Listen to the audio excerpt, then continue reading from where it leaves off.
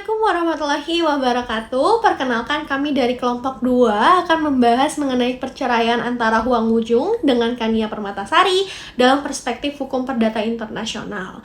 Sebelumnya, perkenalkan, anggota ini terdiri dari saya sendiri, Wika Dewi Kamila, selanjutnya ada Elma Safira, lalu ada Mitiu, selanjutnya ada Febiansa Sulaiman, dan yang terakhir ada Fisma Kuroto Ayunia. Sebelum membahas mengenai permasalahan yang lebih kompleks, izinkan saya menjelaskan mengenai latar belakang kenapa kami mengambil isu perkawinan, campuran, dan kenapa isu ini menjadi suatu isu yang penting.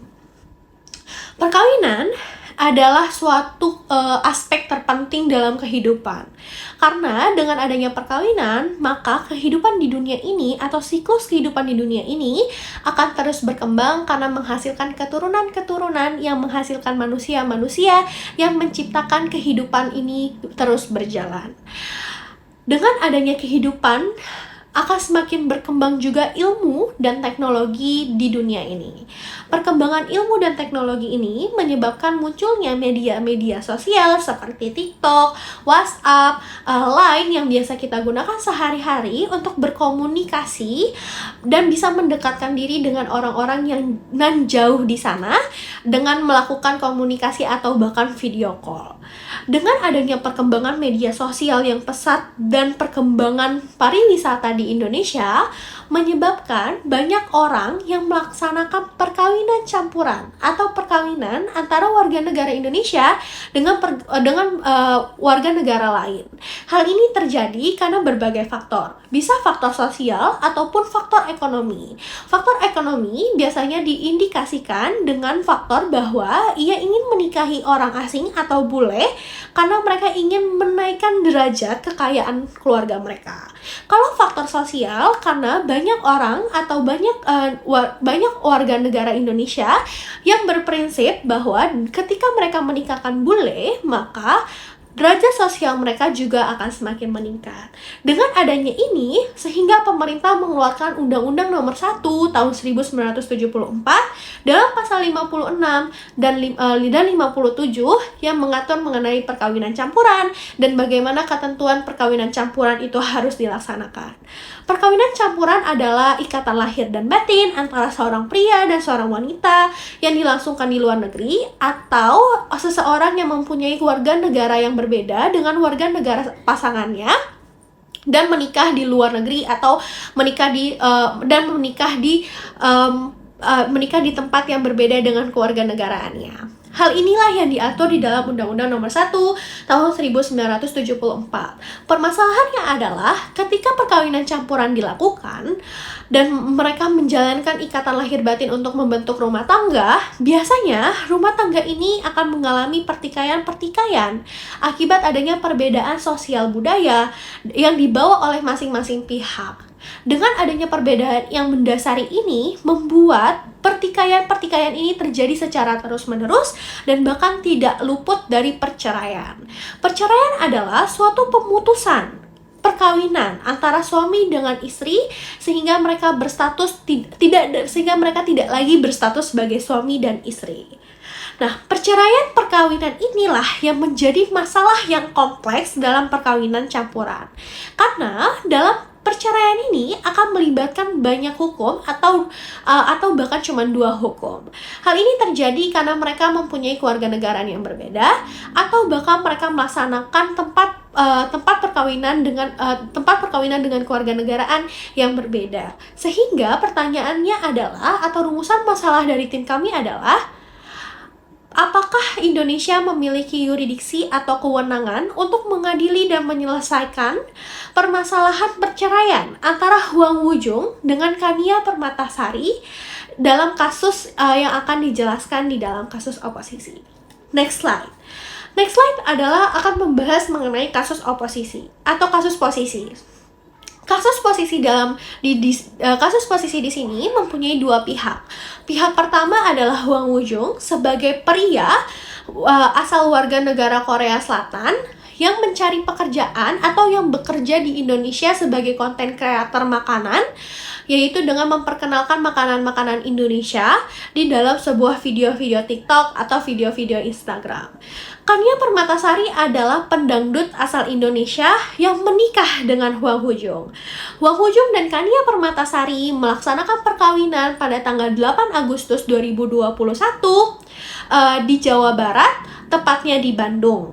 Setelah mereka melangsungkan perkawinan, mereka mencatatkan perkawinan mereka, dan perkawinan tersebut dianggap sah di Indonesia karena pada saat perkawinan dilangsungkan berdasarkan keagamaan masing-masing, dengan Huang Hujung yang memeluk agama Islam dan Kania Permatasari yang memeluk agama Islam, dan dilaksanakan berdasarkan adat istiadat Sunda atau adat istiadat Bandung.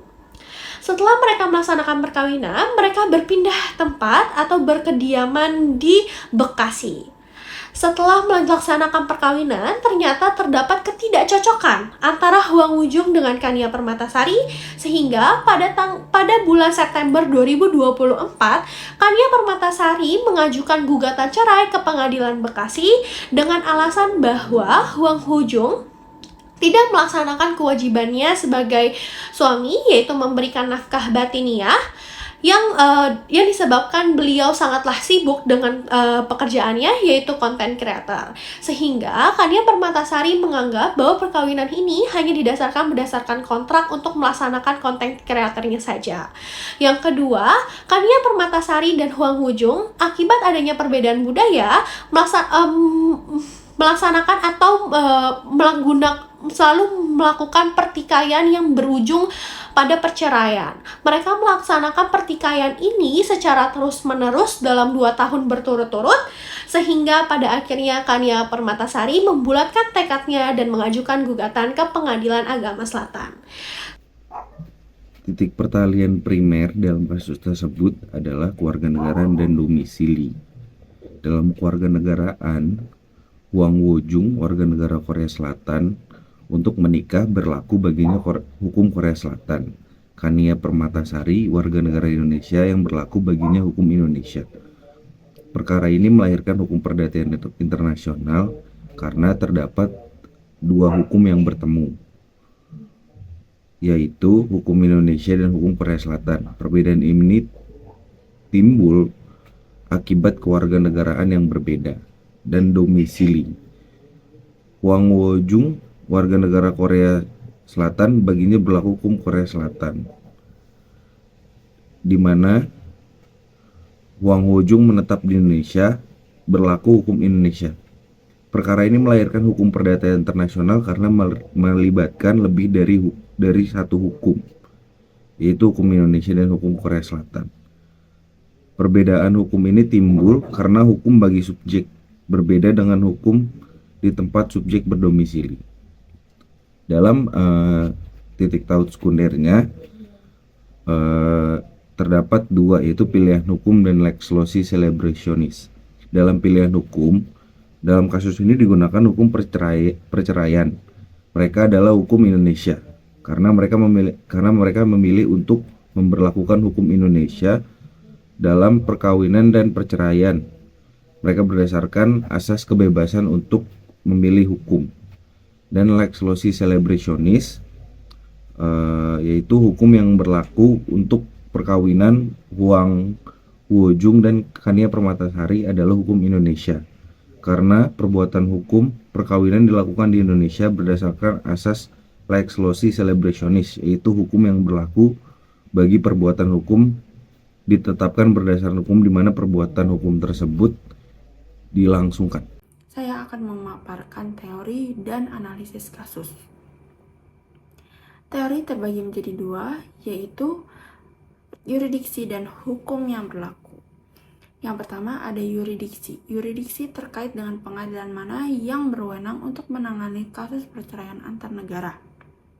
Mencakup pertanyaan mengenai apakah pengadilan Indonesia memiliki yuridiksi untuk menangani kasus perceraian Huang Hujung dengan Kania Permatasari. Yang kedua, ada hukum yang berlaku. Hukum yang berlaku terkait dengan hukum mana yang diberlakukan dalam perceraian antar negara. Selanjutnya ada analisis kasus. Pada pasal 57 dan 58 Undang-Undang Nomor 1 Tahun 1974, perkawinan campuran adalah perkawinan antara dua orang yang menikah di Indonesia dan tunduk pada hukum yang berlainan. Pada pasal 38 Undang-Undang Nomor 1 Tahun 1974, perceraian adalah penghentian suatu perkawinan. Perceraian adalah peristiwa hukum yang mengakhiri hubungan keperdatan antara pasangan suami istri. Perceraian perkawinan campuran terjadi ketika kedua belah pihak berpisah namun memiliki hukum yang berlainan, baik karena kewarganegaraan, agama, tempat tinggal, maupun hukum yang mengatur tempat perkawinan. Kenalkan, nama saya Elma Safira. Di sini saya akan menjelaskan tentang analisis kasus perceraian perkawinan campuran dalam perspektif HPI. Dalam analisis kasus ini, dengan dasar bahwa perkawinan dilangsungkan di Indonesia dan pasangan tersebut berdomisili di Indonesia, sehingga pilihan hukum yang dipilih untuk diperlakukan adalah hukum Indonesia. Berdasarkan asas-asas antara lain adalah asas sistem hukum tempat perkawinan itu dilangsungkan atau asas lex loci celebrationis. Yang kedua itu sistem hukum negara di mana pria dan wanita menjadi warga negara bersama setelah menikah atau Gemeinschaftliche nationality atau joint nationality. Sistem hukum di mana Yang ketiga adalah sistem hukum di mana lokasi suami dan istri bertempat kediaman tempat bersama setelah perkawinan atau Gemeinschaftliche Wohnplatz joint residence atau domicile of choice. Yang keempat adalah diajukannya gugatan perceraian lex forti. Pemilihan hukum dan yuridiksi di Indonesia sudah sesuai dengan asas-asas yang terdapat dalam hukum perdata internasional antara lain 1. Asas terkait validitas esensial perkawinan. Dalam hukum perdata internasional, asas yang menjadi dasar untuk mengatur validitas material suatu perkawinan adalah lex loci celebrationis. 2. Asas lex party. Hukum berdasarkan kewarganegaraan. Lex party menyatakan bahwa hukum yang diterapkan adalah hukum negara kewarganegaraan para pihak yang bersangkutan dalam sengketa. 3. Asas domisili. Setelah menikah, Wang Hujung menetap di Bekasi bersama Kania Permatasari selama 2 tahun berturut-turut, serta tidak memiliki niat untuk berpindah. Kesimpulannya, dalam yuridiksi, terkait yuridiksi, pengadilan mana yang berwenang untuk mengadili perceraian antara negara dalam kasus ini adalah Indonesia.